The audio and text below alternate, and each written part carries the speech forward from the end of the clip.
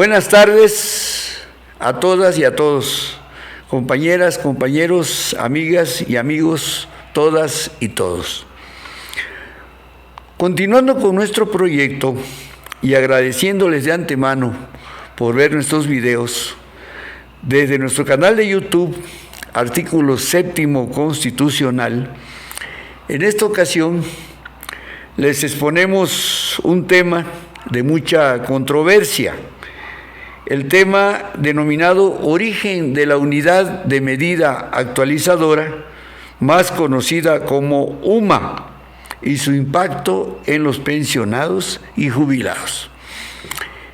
En cuanto a este tema, daremos datos acerca de cómo surgió esta criatura, este engendro del neoliberalismo, porque fue creado durante el gobierno de Enrique Peña Nieto, en pleno periodo del capitalismo, que mucho ha hecho hincapié Andrés Manuel López Obrador acerca de que se trató de un periodo neoliberal que arrancó propiamente desde 30 años hacia atrás.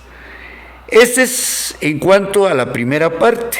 En una segunda parte presentaremos un ejercicio de cuantificación o liquidación de un trabajador hipotético, un trabajador universitario que tiene casi 38 años, es decir, que tiene 37 años para calcular años completos y unos cuantos meses.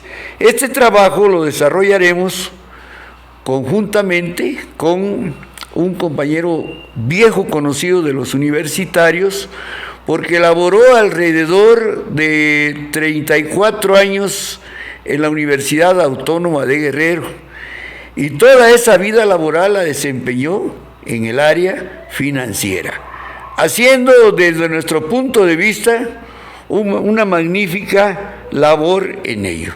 Y además también creo que vale la pena comentarles que tendremos como tema musical un corrido que le elaboraron al compañero Chano por el grupo musical de Iguala, llamado Grupo Tradicional Calentano. Esperamos, confiamos en que ambas exposiciones van a ser de gran utilidad, sobre todo para aquellos compañeros que desde mi punto de vista son cientos de compañeras y compañeros que están pacientemente esperando su turno para que se les dé la oportunidad de ser jubilados y en consecuencia se les haga la cuantificación. Nosotros en la segunda parte también buscamos demostrar que la cuantificación de la liquidación no es un trabajo propio de esoteristas, o sea, de una pequeña élite, como muchas veces nos quieren hacer creer los contadores. Se trata de un trabajo, compañeros, que vamos a demostrar lo que es posible, que cada uno pueda realizarlo en su propia casa con los elementos que se les van a aportar, y que aborda no solamente lo que se refiere a lo que es propiamente los elementos de la indemnización, sino también de las prestaciones e inclusive con la gran aportación de nuestro amigo el contador Chanito, de cuál va a ser el monto del impuesto sobre la renta, es decir, del famoso ISR. Muchas gracias y esperamos que les sea de mucha utilidad. Compañero, te damos la bienvenida, más conocido como Chano, ¿verdad? Sí. El que tengamos la oportunidad de que estés con nosotros.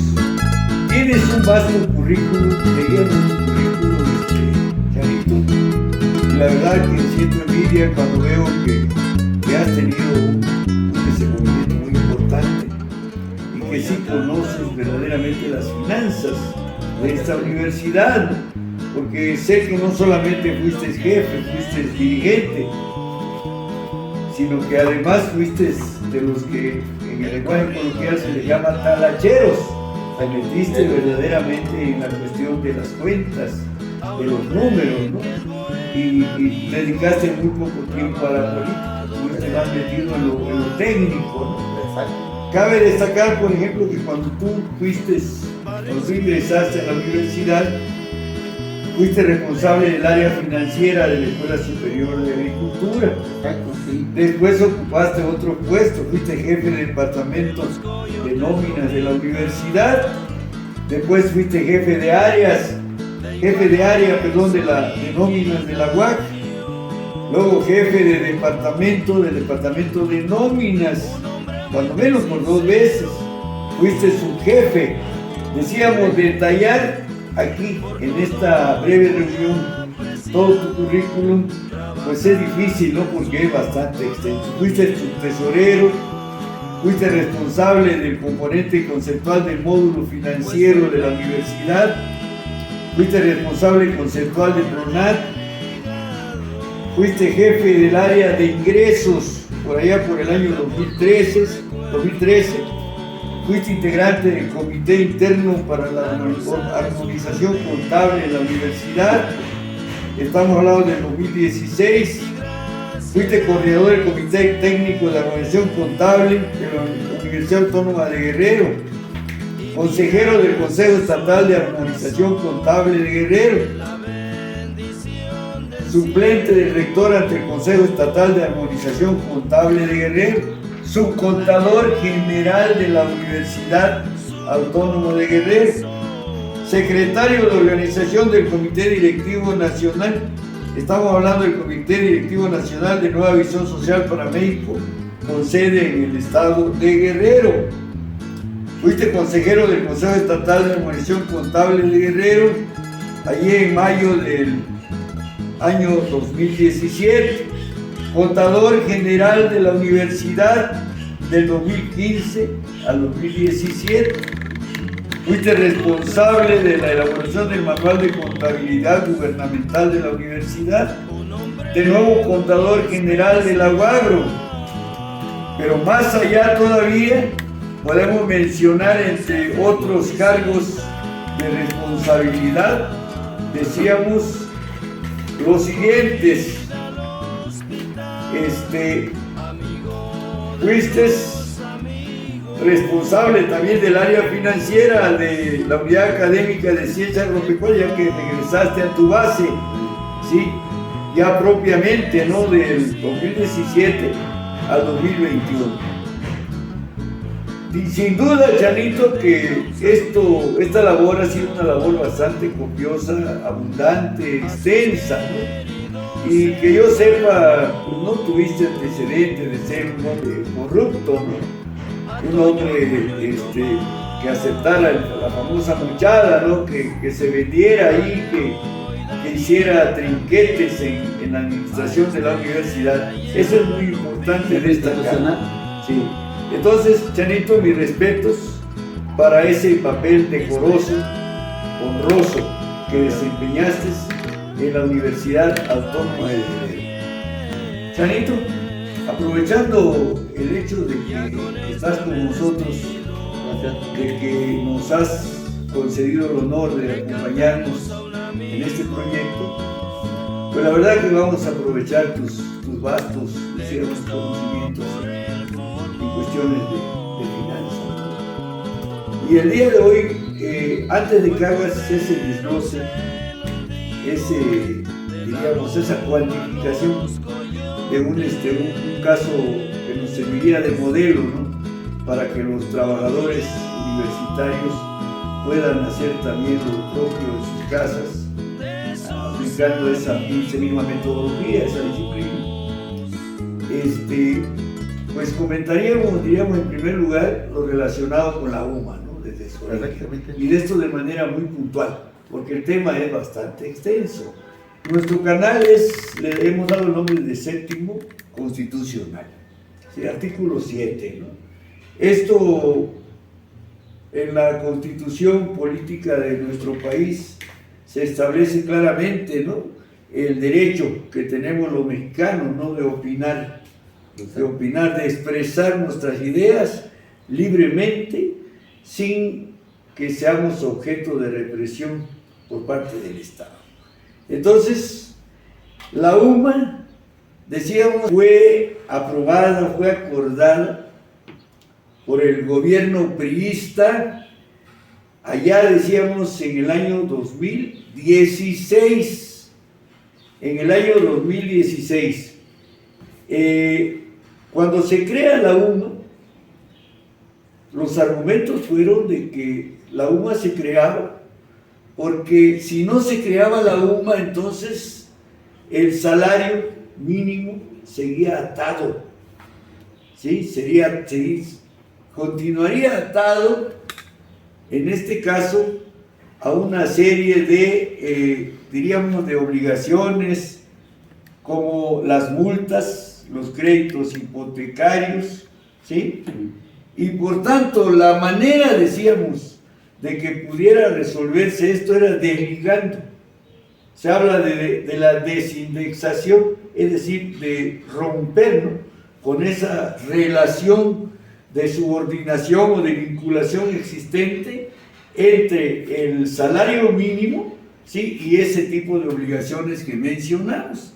Entonces, el 27 de enero del 2016 se publicó en el Diario Oficial de la Federación el decreto que estableció la desindexación de los salarios mínimos, en donde se estableció que la unidad de medida y actualización, o sea, UMA, será utilizada como unidad de cuenta, índice, base, medida de referencia para determinar la cuantía del pago de las obligaciones y supuestos previstos en las leyes federales, de las entidades federativas y de la Ciudad de México, así como en las disposiciones jurídicas que emanen de todas las anteriores. Entonces se crea la UMA. Pero ¿qué pasa también en la práctica? Había muchas expectativas en cuanto a que la UMA iba a favorecer a los trabajadores, ¿no?, en este caso, a lograr descongelar los salarios mínimos que habían estado, pues, sobre todo muy bajos, ¿no? Decíamos, en la práctica van a ocurrir situaciones completamente diferentes. Por la vía de facto, en julio de 2016 se empezó a aplicar la UMA como equivalente de los salarios mínimos, para sustituir en este caso los salarios mínimos. De acuerdo con la opinión de pensionados y jubilados, de manera indiscriminada y en forma retroactiva a la vigencia de la nueva unidad de medida, o sea, de la UMA, se empezó a aplicar esta desde julio, decíamos, del 2016. Dirían muchos en el lenguaje coloquial, muchos trabajadores, muchos pensionados, mejor dicho, se fueron con la finta, porque la unidad de medida actualizadora empezó a operar con un valor similar al de los salarios mínimos, el de 73 pesos con 4 centavos. Decían, no hay diferencia, se crea la UMA, no hay problema. Pero ¿qué va a pasar posteriormente? ¿Qué es lo que va a ocurrir, ¿no?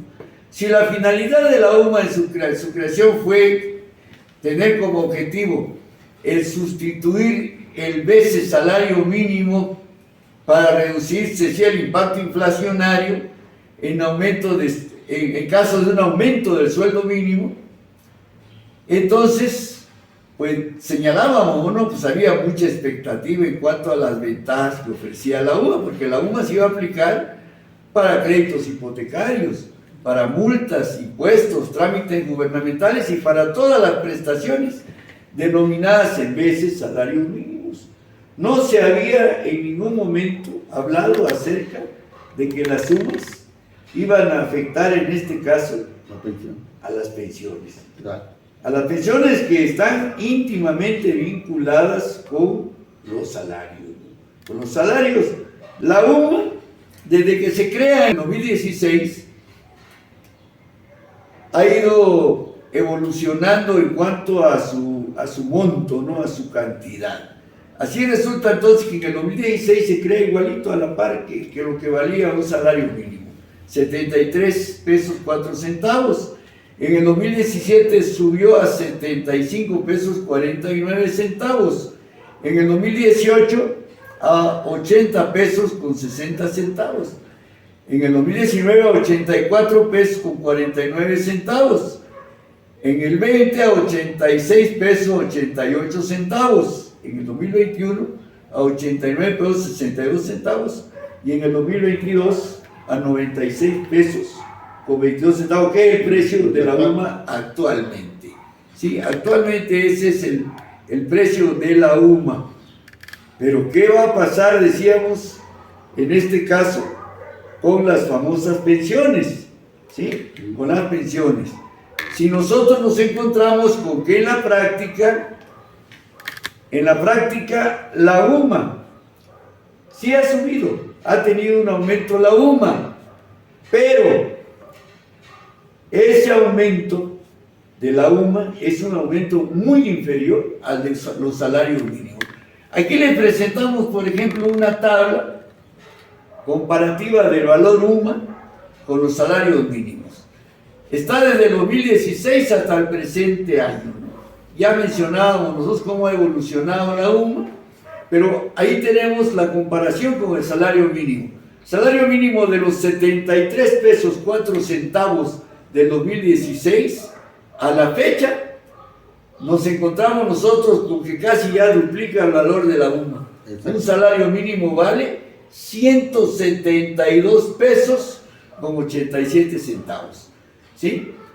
La diferencia en pesos, decíamos, entre la UMA y el salario mínimo, pues es considerable. Hoy es de 76 pesos 55 centavos. En el 2017 la diferencia solamente era de 4 pesos con 55 centavos. El incremento del tanto por ciento de la UMA, ¿cuál ha sido? Por ejemplo, la UMA en el 2016 estaba al parejo, a la par, con el salario mínimo. En el 2017 ya subió un 3.35%, ¿sí? Mientras que el salario mínimo subió el 3.9% más 4 pesos adicionales. Si hablamos del 2018, vemos que la UMA subió 6.77%, ¿sí? Y el salario mínimo 3.9% más 5 pesos. Ya en el 2019, la UMA sube 4.83%, el salario mínimo 16.2%. En el 2020 la UMA sube solamente 2.83% y el salario mínimo el 20%.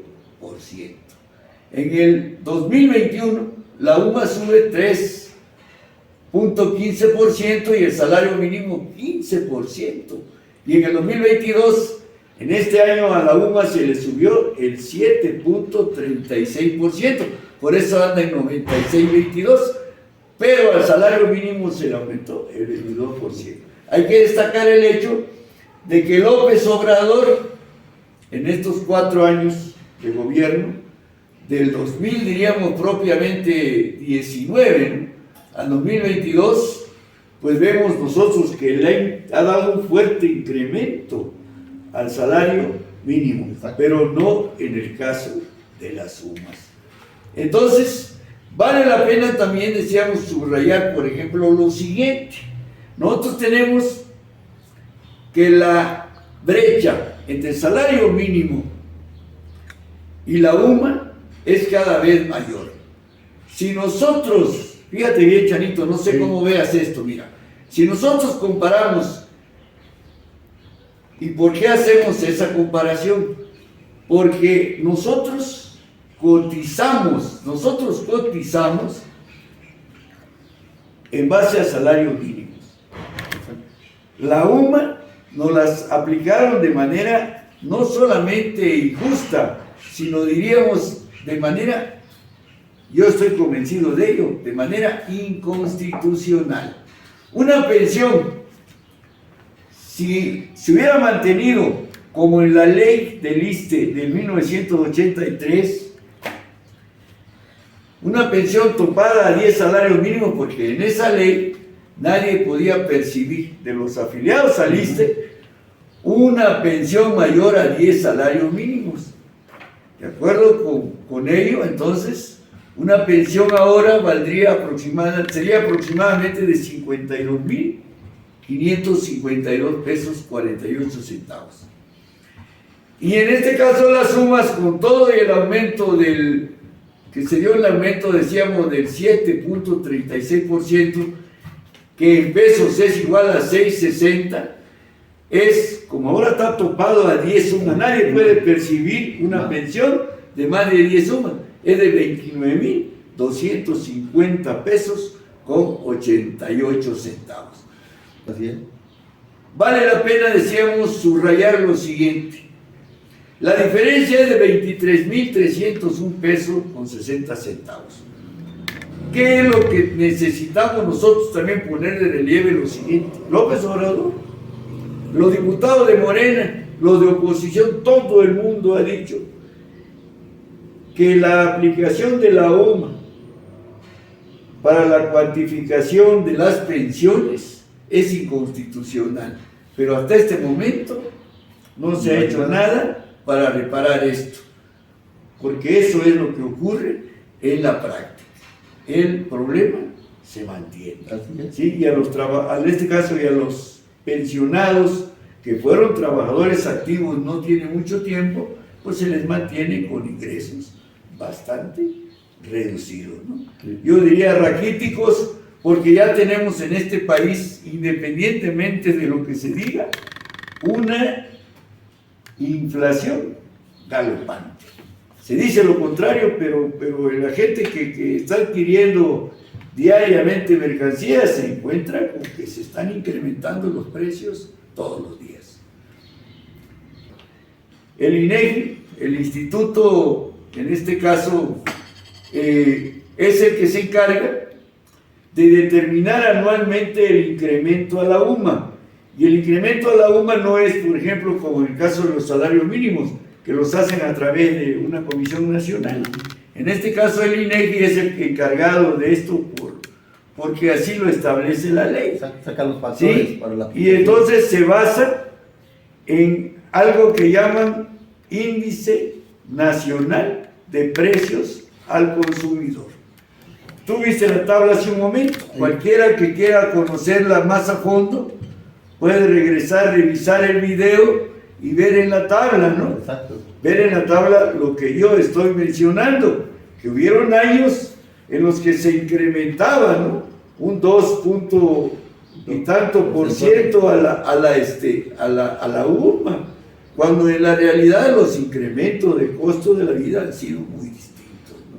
Por ello es que señalamos ahí el papel del INEGI, de que actualmente habla de que cuánto es actualmente lo que es el valor de la UMA diario, el valor mensual y el valor anual. Esta es la cuestión. Entonces, decíamos, creo que los pensionados de este país deben luchar por cambiar esta situación, por transformarla. Tenemos aquí también que dentro de estos elementos que estamos destacando, el hecho de que hay también jurisprudencia, porque muchos trabajadores demandaron. Los trabajadores demandaron, ¿sí?, al ISSSTE por el problema que les causa la aplicación de la UMA. Y así tenemos nosotros que primeramente una sala, ¿sí?, en su tesis jurisprudencial estableció que la unidad de medida y actualización, es decir, la UMA, dice, no implica que esta unidad de cuenta deba ser utilizada en materia de seguridad social y para el incremento de las pensiones otorgadas, en virtud, dice, de que el legislador distinguió que existen casos en los que debe atenderse al concepto de salario mínimo por disposición expresa de la ley, en concreto en materia de seguridad social y de pensiones. Eso decíamos en la tesis jurisprudencial que estamos señalando ahí. ¿Qué va a pasar después? ¿Qué es lo que va a ocurrir posteriormente? Muchos trabajadores lograron revertir el perjuicio de la UMA, demandaron y les hicieron su cuantificación con base al salario mínimo, ¿sí? En base al salario mínimo. Pero decíamos, posteriormente, en la sesión del 17 de febrero de 2021, los ministros resolvieron que la cuantificación de las pensiones será en UMAS, al argumentar que la reforma constitucional en materia de la desindexación del salario mínimo que entró en vigor en enero del 2016, eliminó el salario mínimo como parámetro para calcular multas, créditos y aportaciones de seguridad social. Con lo anterior, el tope en UMA aplicará a los trabajadores sujetos al 10º transitorio. Recordemos nosotros que en la nueva ley del ISSSTE, la ley se reformó, la del 83 se reforma en el 2006, entra en vigor el 1 de abril de 2007, entra en abril, el 1 de abril de 2007 entra, ¿no? Sí. Entonces, a partir de ahí, decíamos, nos vamos a encontrar nosotros con que, evidentemente, que ya con el cambio de la nueva ley del ISSSTE, tenemos que se dan situaciones como las siguientes. En la nueva ley del ISSSTE ya desaparece lo que es propiamente la jubilación. Ya no hay jubilación, ¿sí? Ya están los famosos, el famoso bono y las cuentas individualizadas, porque el sistema aquel del reparto solidario prácticamente ya no existe en la ley del ISSSTE. Y quienes estaban laborando antes del 1 de abril de 2007, ¿sí? Si eligieron, en este caso, ¿no?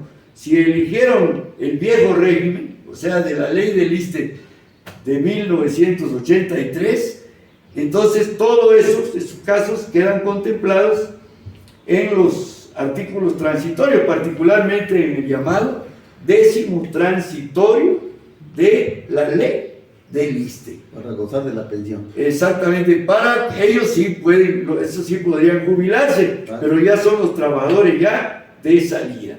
Pero ya los de acá, del 1 de abril hacia acá, todos son trabajadores que están en cuentas individualizadas, en un régimen totalmente diferente, en donde ya no existe la jubilación. ¿Sí? Entonces vamos a terminar diciendo lo siguiente.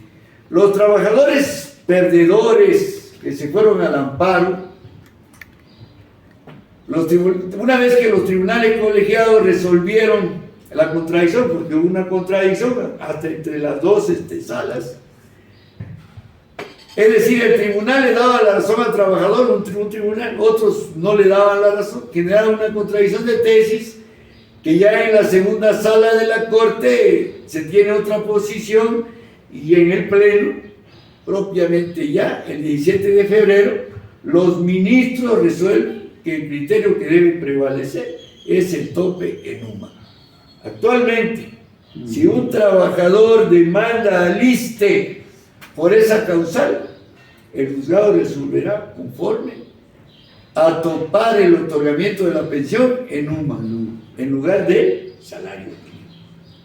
Yo soy de los que está convencido de que la UMA es inconstitucional. Así es. Aunque la Suprema Corte de Justicia diga lo contrario.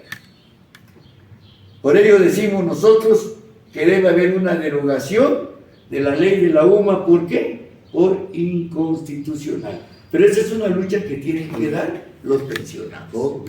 Y los que A nivel se van nacional. y los que se van a pensionar. Sí, claro, porque esto va a afectar a los que vienen, Sí. que están en el 10º transitorio, se van a afectar. ¿Cómo la ves, Sí. Chanito? ¿Estás de acuerdo en la posición? Estamos de acuerdo. Gracias, Chanito, gracias, Perfecto. porque coincidimos Sí. entonces en ello, ¿no?